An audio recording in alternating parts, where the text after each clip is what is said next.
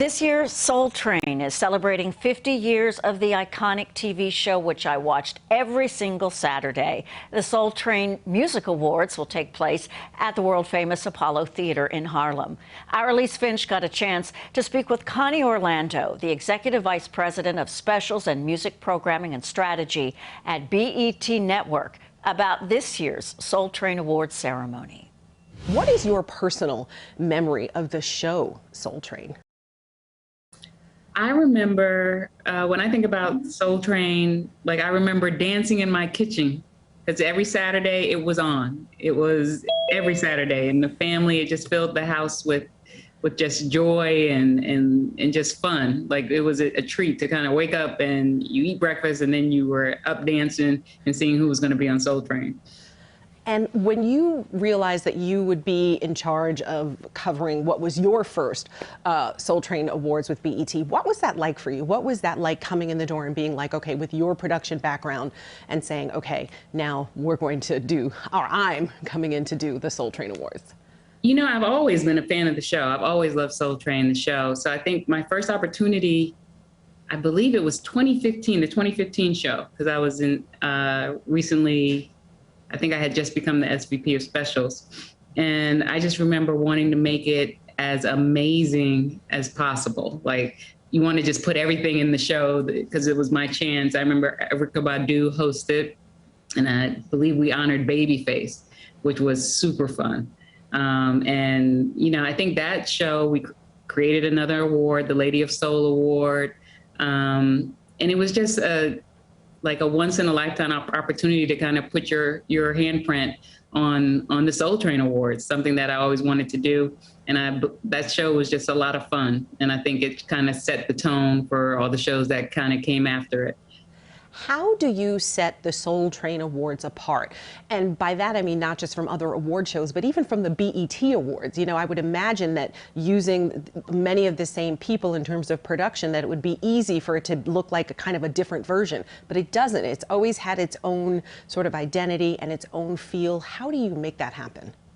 Well, I look at the shows, all the shows that we do, we give them their own personality. So Soul Train is our grown and sexy show. And you look at it from the standpoint, like anyone that hits that stage is a singer. They are going to get out there and sing their faces off. And you start there, right? And I think the great thing about Soul Train is that it's, you know, it's the show that is multi-generational. So from grandma to, you know, the young kids, they all can watch. And I think the experience, if you've ever been to one or if you've seen the shots of the audience, like people, it's interactive.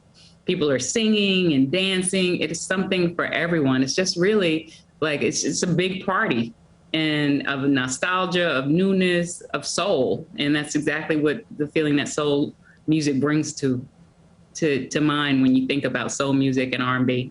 And you guys wanted to do something really special. So first, there's this change of venue. So you're at the Apollo Theater, which, while legendary and fabulous, is also very small. So could you tell me a little bit about why you wanted to do something special for the 50th, how it is that you ended up choosing the Apollo, and then talk a little bit about what you had to change to sort of make it fit this really unique venue? So I think, okay, let me tackle them one by one. 50 years is a milestone. In everything, in anything. So we definitely wanted to approach this 50 with doing something special and different and really, you know, celebrating, you know, the 50 years as well. And what better way than to take another iconic brand, an iconic African-American entertainment brand, and partner to do the show. Like, and the Apollo it's smaller, but it's so much history in that room. Like, you walk in and you just feel it. You just feel it. And like I said, the talent on this show, like, it doesn't matter if we did it, you know, outside in the middle of the street on a soapbox. There's so much talent. It just comes through. I think, you know, Soul Train's also just a family. It's intimate, whether you do it in a 5,000 seat stadium or if you do it, you know, in a smaller venue. It's still that same feeling of family, that same feeling of love, that same feeling of celebrating and just, you know, having a great time. So we're looking forward to being at the Apollo because I think that is just, it's just a beautiful marriage of those two brands for this 50th anniversary. And tell me, what can we expect? What is different about this year or special about this year, whether it be the logistics or the artists that we're going to see? Tell me what's special for the 50th. I think just, well, one, the Apollo, just being in that home, the home of soul, the home, I think that's very special. And I think the show between, Maxwell being honored with the living legend and Ashanti with the Lady of Soul. We have our amazing hosts back this year, Tisha and Tashina. It's going to be great to be back in a room full of audience. Yeah. Last year we weren't able to due to COVID. And, we're always about the moments. Like, it's always about creating these moments. And we're going to have a few surprises for you in this show. I don't want to leak them now, but it's going to be some great stuff. And again, I think it's a show that you want to tune in from the very beginning and stay to the very end, because you never know what can happen. And I promise you, it's going to be a great time. So can you talk a little bit about why it was also important to involve the community here? There are things that'll be happening in Harlem, things that'll be happening in Queens, where people will see Soul Train, the vehicle, the attempt to break the Guinness World Record for largest Soul Train line. Why was that also important to sort of literally go out into the community and get them involved in the celebration?